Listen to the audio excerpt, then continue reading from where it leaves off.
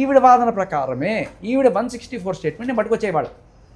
Okay, కానీ అది judge గారి జడ్జి ముందు ముందు. చేసిన అది మీ దగ్గరికి ఎలా వచ్చింది ఆ ప్రూఫ్స్ అన్నవి? ఇది ఇప్పుడు మనం తెలుసుకోవాల్సింది మ్యాటర్ తప్ప నేను ఎలా ఎలా వచ్చింది ఏంటన్నది వద్దంటారు అయితే. ఓకే. 164 స్టేట్మెంట్లో నేను జడ్జి గారి ముందు ప్రమాణం చేసి చెప్పిన దాంట్లో నేను అన్ని నిజాలే చెప్పాలి అక్కడ. సో ఇవాళ మనకు అందరికీ పెళ్ళైంది. ఇక్కడ 164 స్టేట్మెంట్ ఉంది. దీంట్లో నీ పేరేంటి? లావణ్య మన్నేపల్లి.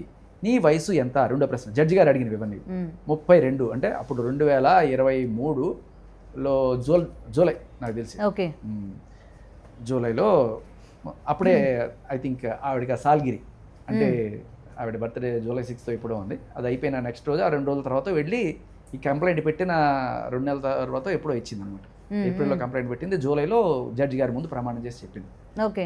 అప్పుడు ఆయన అడిగిన ప్రశ్నల్లో మీ వయసు ఎంత? అప్పట్లో 32, సో ఇప్పుడు 34. ఏం చేస్తుంటారు?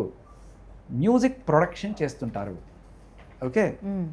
మీకు పెళ్ళి అయ్యిందా? భయ్యా ఇది హైలైట్ చేయండి. జడ్జి గారి ముందు ఆవిడకి మీకు పెళ్ళి అయ్యిందా అని అడిగినప్పుడు ఆవిడ చెప్పిన మాట లేదు. తెలుగులో కాకు దీర్ఘమిస్తే కాకి రావతిస్తే క్రాద్రు. ఓకే, అక్కడ లేదని చెప్పింది, పెళ్ళి కాలేదని చెప్పింది.